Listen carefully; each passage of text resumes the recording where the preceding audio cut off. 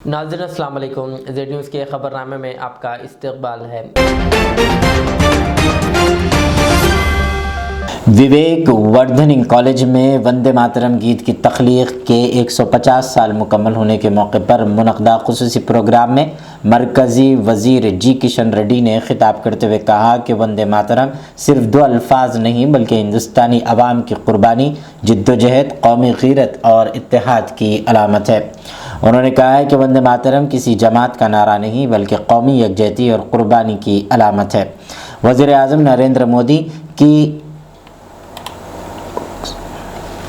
विकसित भारत के तस्वुर को अमली जामा पहनाने में भी वंदे मातरम नई तवानाई बख्शता है।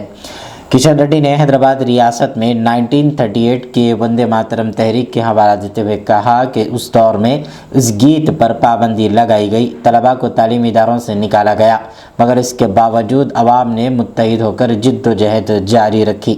आखिर में उन्होंने अवाम से अपील की कि वंदे मातरम की 150वीं सालगिरह को तहरीक बनाकर मुल्क की तामीर और तरक्की में सरगर्म किरदार अदा करें। तेलंगाना के नायब वज़ीर आला भट्टी विक्रमार्का ने कहा है कि आइंदा दिनों में हुकूमत अवाम की ज़रूरियात को बड़े पैमाने पर पूरा करेगी और हर एक रुपया अवाम पर ही खर्च किया जाएगा। उन्होंने बताया कि इंदिरम्मा हाउसिंग स्कीम के तहत मकानात के बिल हर हफ्ता मंजूर किए जा रहे हैं। पालेरू हल्के के अनंतनगर में एक सब स्टेशन के इफ्तिताह और एक नए सब स्टेशन के संग बुनियाद के बाद मुनक़दा अवामी जलसे से खिताब करते हुए नायब वज़ीर आला ने कहा है कि मौजूदा हुकूमत अवाम की हुकूमत है जो वसाइल को लूटने वालों के बजाय अवाम तक पहुँचाने के मकसद से काम कर रही है। उन्होंने कहा कि रियासत के हर घर को किसी न किसी फलाही स्कीम का फ़ायदा पहुँच रहा है, जिनमें 200 यूनिट मुफ्त बिजली, फ़ाइन चावल की तकसीम, 5 लाख रुपये मालियत के इंदिरम्मा मकानात, ख़वातीन के लिए मुफ्त आरटीसी बस का सफ़र, किसानों को 24 घंटे मुफ्त बिजली, धान की सरकारी खरीद पर बोनस और इसी तरह आरोग्यश्री सेहत बीमा के रकम में इजाफा शामिल है। 200 యూనిట్లు ఉచిత కరెంటు చాలా కుటుంబాలకు ఇస్తా ఉన్నాం మనం. అంటే దాదాపు 65% పాలేరు శాసనసభ నియోజకవర్గంలో 65% 200 యూనిట్లు కరెంటు ఉచితంగా, కరెంటు బిల్లు లేకుండా రాష్ట్ర ప్రభుత్వం ఆర్థిక శాఖ మీ అందరి తరఫున విద్యుత్ శాఖకి ప్రతి నెల డబ్బులు కడుతూ ఉచితంగా కరెంట్ ఇస్తా ఉన్నాం. ఇది ఆ రోజు మన ప్రత్యేక రాష్ట్రం తెచ్చుకుంటే మన వనరులన్నీ ప్రజలకి మనం వాడుకోవచ్చు, పంచుకోవచ్చు, లాభం చేకూర్చొచ్చని అందరం కోరుకుంటే శ్రీమతి సోనియా గాంధీ గారు తెలంగాణ రాష్ట్రాన్ని ఇచ్చారు. ఇప్పుడే శ్రీనివాస్ రెడ్డి గారు చెప్పినట్టు ఆ ధనిక రాష్ట్రంలో ఉన్న సంపదను ప్రజలకు పంచడానికి చేయాల్సిన పనులు చేయకుండా ఈ రాష్ట్రాన్ని, మమ్మల్ని అందరినీ తాకట్టు పెట్టి ఒక 8.5 లక్షల కోట్ల అప్పు తెచ్చి ఏమైనా ఇటువంటి కార్యక్రమాలు ప్రజలకు ఏమైనా ఉచితంగా 200 యూనిట్లు పేదవాళ్ళకి, మధ్యతరగతి కుటుంబాలకు ఏమైనా ఇచ్చారా అని అంటే ఇవ్వలేదు.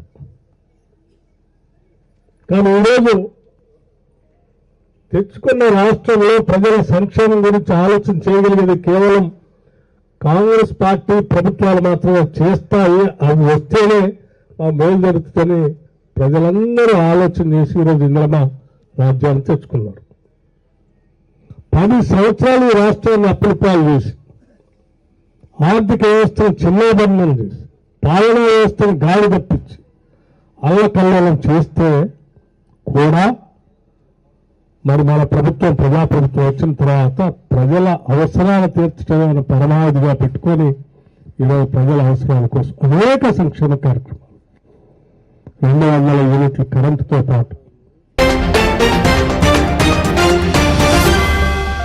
बीआरएस के कारगुजार सदर केटी रामाराव ने वजीर आला रेवंत रेड्डी पर सख्त तनकीद करते हुए कहा कि जब भी केसीआर प्रेस के सामने आते हैं तो कुछ लोग बिला वजह शोर मचाना शुरू कर देते हैं।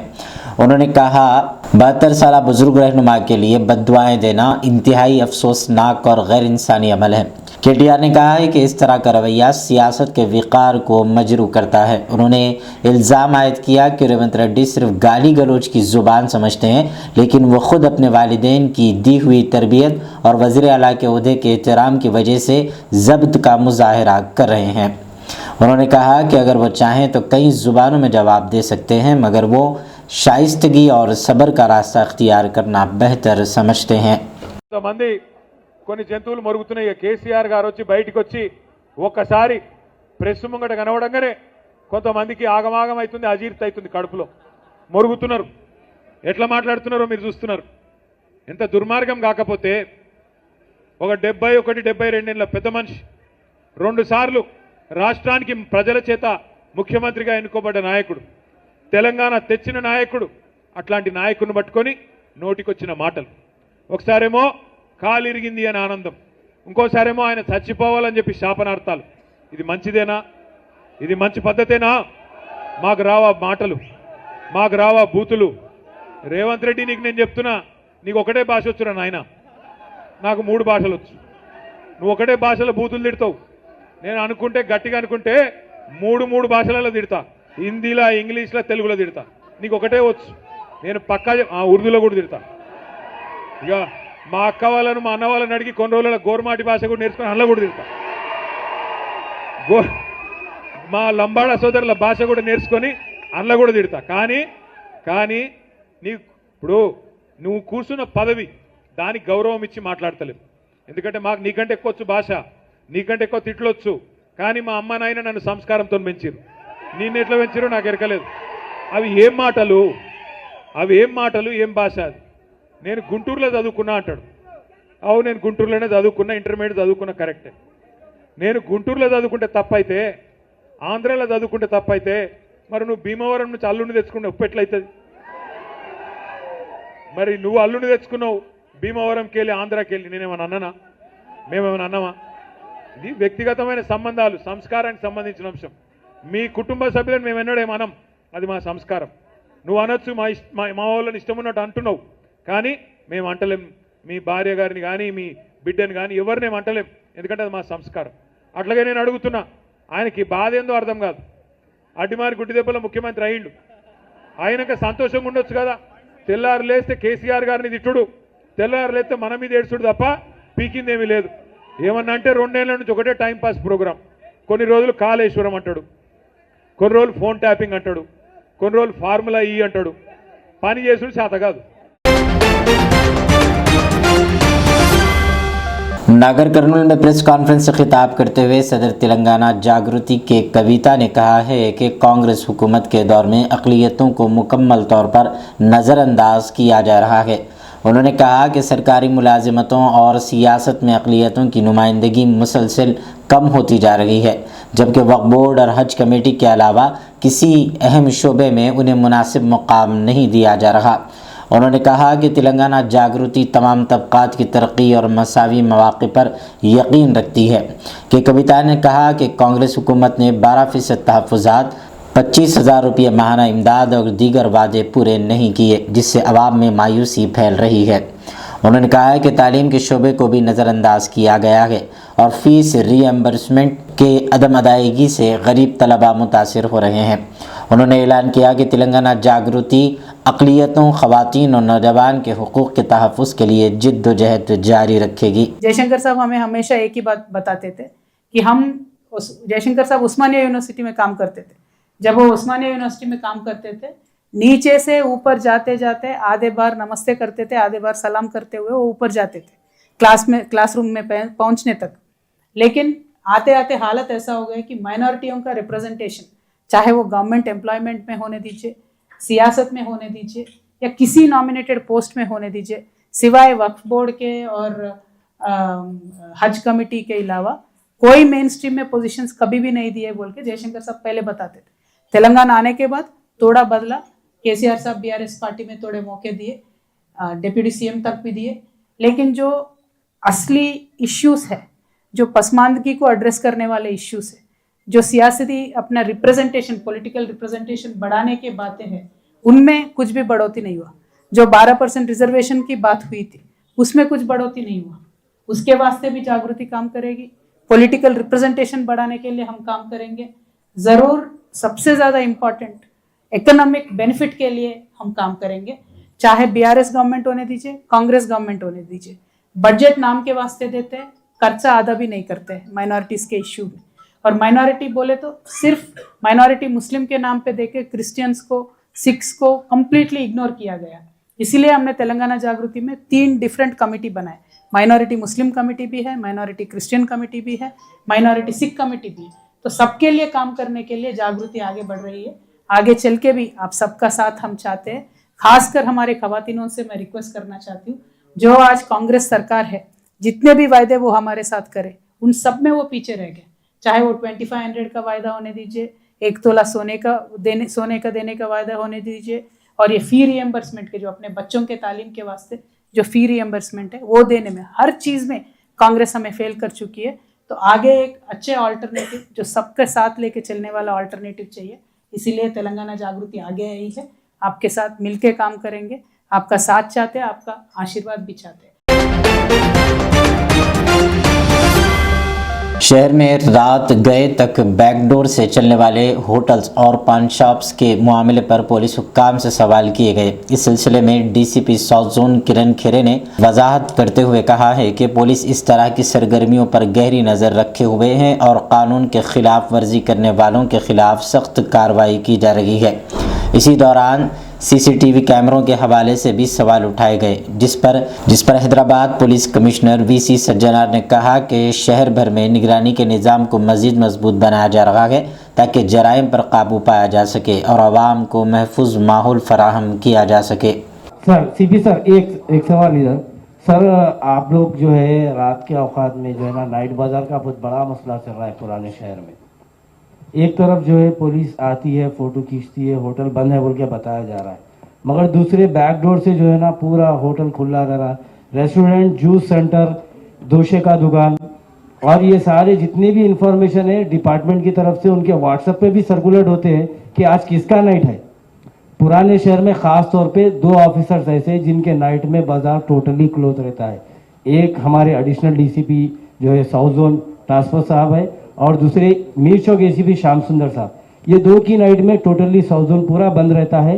बाकी के दूसरी जितनी भी इंफॉर्मेशन है इन्हें के नाइट में जिसकी भी जो भी ऑफिसर की नाइट रहती है, होटल्स वाला रंदो या जूस सेंटर, इडली डोसा वाला, उसको व्हाट्सएप पे पूरी इंफॉर्मेशन डिपार्टमेंट की तरफ से सर्कुलेट हो रही है। दूसरा सवाल, हैदराबाद कमिश्नर रेट में टोटल कितने सीसीटीवी कैमरे हैं और इन कैमरों की मदद से आप लोग 2024 और 2025 में कितनी कामयाबी हासिल करें?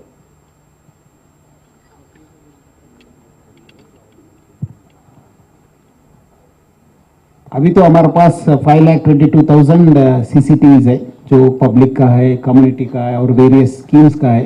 और आपका स्पेसिफिक क्वेश्चन की दैट कितना केसेस डिटेक्ट हुआ, definitely will get back to with the number of cases detected because of that CCTVs. Now over to Kiran for the first question. जो आपने 1 o'clock का जो शॉप्स क्लोजिंग का टाइम के बारे में बोल रहे हैं, डेफिनेटली उसमें जो जोमेटो स्विगी जो डिलीवरी के कुछ इश्यूज थे उसके बारे में भी आ रहा था। अभी जो कुछ दिनों से लास्ट 10-15 डेज से भी हमने इसके बारे में स्पेशल ड्राइव भी स्टार्ट किया है। तो जो 1 o'clock के शॉप्स वगैरह है वो भी क्लोज करने के लिए हम उसमें कर रहे हैं। 3-4 दिन पहले ही हमने ऑपरेशन कवच भी उसमें किया था। और स्पेसिफिकली जो आप बोल रहे हैं कि not only shops and establishment बल्कि नाइट में जो ओल्ड सिटी में जो एक कल्चर है कैरम बोर्ड्स, बिलियर्ड्स या वैसी चीज़ों का, तो उस पर भी हमने स्पेसिफिक रेड भी किए, उसमें एफआईआर्स भी बुक हुए। अभी भी इसके आगे जो रहेगा कंपलसरी 1 o'clock मतलब 1 o'clock एक शार्प क्लोजिंग टाइम हर डे रहेगा। और इसके साथ में जो कोई इसमें फॉलो नहीं करेगा उसमें हम केसेस भी बुक करेंगे और उसमें स्ट्रिक्ट एक्शन भी लेंगे। సార్ ఈ డ్రగ్స్ కన్జ్యూమర్స్ విషయంలో ఎట్లా చూస్తున్నాం సార్? రిపీటెడ్ డ్రగ్స్ కన్జ్యూమర్స్ ఉంటే వాళ్ళ మీద ఏం యాక్షన్ తీసుకుంటున్నాము? అండ్ రీసెంట్గా అమన్ప్రీత్ సింగ్ కేసుకి సంబంధించి అసలు ఆయన ఎట్లా అబ్స్కాండ్ అయ్యాడు ఏంటి సార్? లాస్ట్ టైం అరెస్ట్ అయిన వ్యక్తి। कंज्यूमर्स के बारे में बोलता हूँ, फिर नेक्स्ट फेज। कंज्यूमर्स के बारे में हम अभी डिटेल लिस्ट बना रहे हैं और जो भी प्रीवियस 2 साल में 30 साल में जो रेगुलर कंज्यूमर्स है उनका प्रॉपर डाटाबेस हम मेंटेन कर रहे हैं। अब तक का फोकस था कि केसेस बुक करना और उसका इन्वेस्टिगेशन करना, बट कंज्यूमर्स के ऊपर ज़्यादा फोकस नहीं था। तो लास्ट मीटिंग में ही सीपी सर के साथ मीटिंग हुआ था, उसमें हमने डिसाइड किया है कि हम अभी ड्रग्स के रिलेटेड 360 डिग्री अप्रोच स्टार्ट करेंगे। जो भी कंज्यूमर्स है वो कंज्यूमर्स को प्रॉपर उनके ऊपर एक्शन लेके उनका रिहैब एंड डी वो कंपलसरी करना है, उनको रिहैब में भेजना है, डी एडिक्शन सेंटर पे भेजना है। वहाँ पे वो प्रॉपरली जो 90 डेज का प्रोग्राम होता है, 100 डेज का प्रोग्राम होता है, वो प्रॉपरली फॉलो कर रहे हैं नहीं कर रहे, इसका भी इंफॉर्मेशन हम एक मॉनिटरिंग सेल लगा के हमारे नार्कोटिक्स विंग में वो कंप्लीट प्रोग्राम होने तक उनको मॉनिटरिंग के लिए किया जाएगा। उसके बाद भी प्रोग्राम होने के बाद भी उनके ऊपर रैंडमली चेकिंग होगा, फ्रिक्वेंटली उनको हमारे एचएनओ ऑफिस भी बुलाएंगे। तो ऐसे 360 डिग्री अप्रोच करके कंज्यूमर्स को फ्यूचरली उनको मॉनिटरिंग के अंडर लाने के लिए हमारा प्रयास है। सर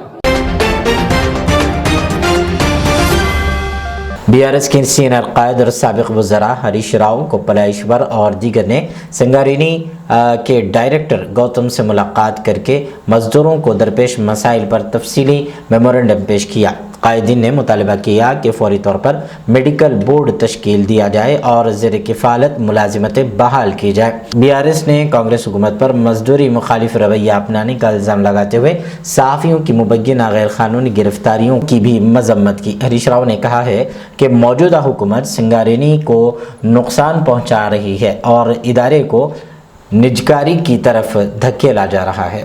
జర్నలిస్టులను అక్రమంగా రాష్ట్ర వ్యాప్తంగా అరెస్ట్ చేస్తా ఉన్నారు. రాష్ట్ర వ్యాప్తంగా అరెస్ట్ చేసిన జర్నలిస్టులను వెంటనే విడుదల చేయాలని చెప్పి బీఆర్ఎస్ పార్టీ డిమాండ్ చేస్తా ఉంది. ఈ జర్నలిస్టుల అక్రమ అరెస్ట్ ను బీఆర్ఎస్ పార్టీ తీవ్రంగా ఖండిస్తా ఉంది. నువ్వేం చెప్పినావు రేవంత్ రెడ్డి? 6 గ్యారెంటీలతో పాటు 7వ గ్యారెంటీ ప్రజాస్వామ్య హక్కు, ధర్నా చేసే హక్కు మేము కల్పిస్తామని చెప్పినావు. ఇవాళ జర్నలిస్టులు కనీసం బండి దిగి గేట్ కాడికి పోకముందే అరెస్ట్ చేస్తున్నావు. వాళ్ళు ప్రజాస్వామ్యయుతంగా ధర్నా చేసే అధికారం లేదా? దరఖాస్తు ఇచ్చే హక్కు లేదా? మరి నువ్వు ఆ రోజు నీ మేనిఫెస్టోలో మొదటి పేరాలోనే చెప్పినావు ప్రశ్నించే హక్కు, ప్రజాస్వామ్య హక్కు 7వ గ్యారెంటీగా ఇస్తున్నా అని చెప్పినావు. ఇవాళ రాష్ట్ర వ్యాప్తంగా జర్నలిస్టుల గొంతు కోసినావు, అందరినీ కోసినావు. ఇవాళ రైతుల్ని కోసినావు, కార్మికుల్ని కోసినావు, విద్యార్థుల్ని గొంతు కోసినావు, నిరుద్యోగుల గొంతు కోసినావు. లాస్ట్ కు ప్రజాస్వామ్యంలో 4వ పిల్లర్ అయినటువంటి జర్నలిస్టుల గొంతు కూడా కోసినావు కదా. కేసీఆర్ గారు ఉన్నప్పుడు 26,000 అక్రిడేషన్ కార్డులు ఇచ్చారు. జర్నలిస్టుల కోసం 100 కోట్ల రూపాయల కార్పస్ ఫండ్ ను ఏర్పాటు చేశారు. కరోనా వస్తే జర్నలిస్టులను కాపాడుకున్నారు. జిల్లాల్లో జర్నలిస్టులకు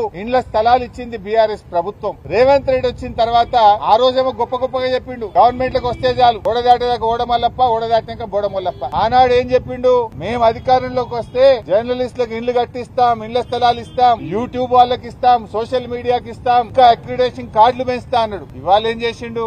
26,000 మందికి కేసీఆర్ గారు అక్రిడేషన్ కార్డులు ఇస్తే 10,000కు తగ్గించారు. డెస్కుల్లో పనిచేసే వాళ్ళకి అక్రిడేషన్ కార్డే లేదంటున్నాడు. సోషల్ మీడియా వాళ్ళని పట్టుకొని వీళ్ళంతా టెర్రరిస్టులు, సోషల్ మీడియా యాక్టివిస్టులను కట్టడి చేయండి అంటున్నాడు. వాళ్ళ మీద కేసులు పెట్టి జైళ్లలో వేస్తున్నాడు. సోషల్ మీడియా యాక్టివిస్టులను అవమానపరిచే విధంగా రేవంత్ రెడ్డి మాట్లాడుతా ఉన్నాడు. ఉగ్రవాదులతో పోలుస్తా ఉన్నాడు. దుర్మార్గమా? నువ్వు అక్రిడేషన్ కార్డులు పెంచుతానని 26,000కి 10,000 ఎట్లా చేస్తావు? నీ అన్యాయాన్ని దరఖాస్తు పెట్టడానికో ప్రశ్నించడానికి వస్తే అక్రమంగా అరెస్ట్ చేస్తావా? ఈ అరెస్టులను ఖండిస్తున్నాం. తక్షణమే వాళ్ళని విడుదల చేయాలని డిమాండ్ చేస్తున్నాం.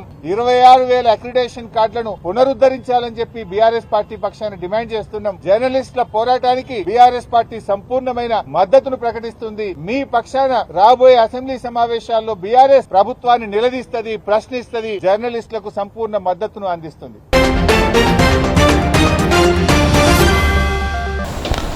भारतीय राष्ट्र समिति बीआरएस के रुकन कानून साज काउंसिल डॉक्टर श्रवण दासुजू ने वज़ीर आला रेवंत रेड्डी की ज़ुबान, लहजे और तर्ज हुक्मरानी पर शदीद तनकीद करते हुए कहा है कि उनकी जानिब से इस्तेमाल की गई गैर महज़िब और धमकी आमेज़ ज़ुबान जमहूरी इक़्तिदार, इसी तरीके से पंचायती राज जैसे आइनी तसव्वुरात पर बराह रास्त हमला है।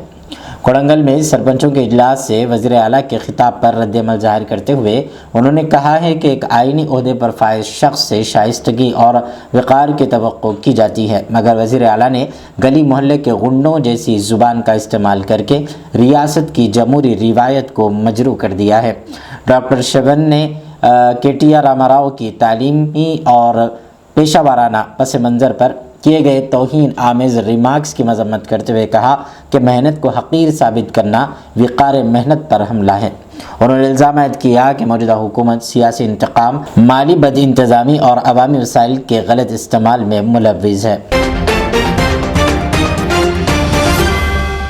निज़ामाबाद में नामालूम चोरों ने दो मुख्तलिफ ATM से तकरीबन 30 लाख रुपये नकदी लूट ली है। वाक़े के बाद incharge police commissioner M Rajesh Chandra IPS ने जाए वारदात का तफसीली मुआयना किया और CCTV फुटेज के फौरी तज्ज़िये की हिदायत दी। पुलिस ने कई खुसूसी टीमें तश्कील देते हुए तफ्तीश तेज़ कर दी है। शहर में सिक्योरिटी सख्त कर दी गई। रात की गश्त में इजाफा, दाखिली और खारजी रास्तों पर चेक पोस्ट कायम और गाड़ियों की जाँच पड़ताल जारी है।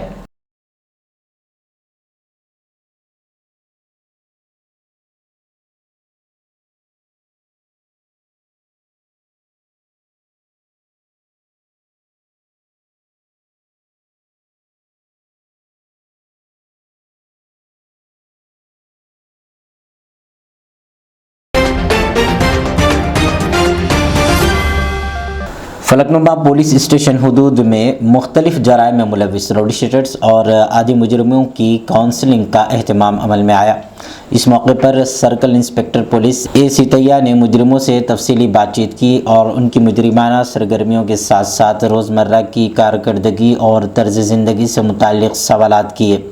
काउंसलिंग के दौरान सर्कल इंस्पेक्टर ने राउडीशीटर्स को जराइम से बाज रहने और कानून की पासदारी करने और एक बेहतर और बाइज़्ज़त ज़िंदगी गुजारने की तलक़ीन की। उन्होंने वाज़ेह अल्फाज में इंतबाह दिया कि अगर मुस्तक़बिल में किसी भी किस्म के जुर्म में मुलविस पाए गए तो उनके खिलाफ सख्त कानूनी कार्रवाई अमल में लाई जाएगी। पुलिस हुक्काम का कहना है कि इस तरह की काउंसलिंग का मकसद जराइम की रोकथाम, अमन व अमान के क़याम और नौजवानों को सही राह पर लाना है ताकि मुआशरे में मुस्बित तब्दीली लाई जा सके। क्या चल रहा है एरिया में? पीसफुल है पूरा। हाँ, और कोई आजू बाजू वाला कोई हार है बाहर वाला मैं देले पहले वाला ऐसा कुछ अपने एरिया में? हाँ, कोई नहीं आना, देखो अपने एरिया में कोई आना अटैक करे तो ठीक नहीं रहता। हाँ, सब कुछ अच्छा रहे हो, अच्छा बाल बच्चा का पढ़ाओ। हाँ, जो फैमिली के साथ में टाइम ऐसा मिलो, बाहर मत करो, फिर अगले केस में मत करो। हाँ, ठीक है, अच्छा है ना? ओके।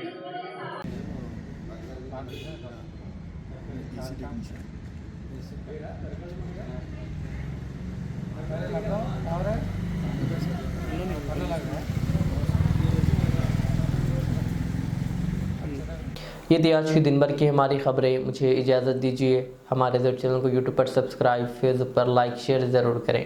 अल्लाह हाफ़िज़।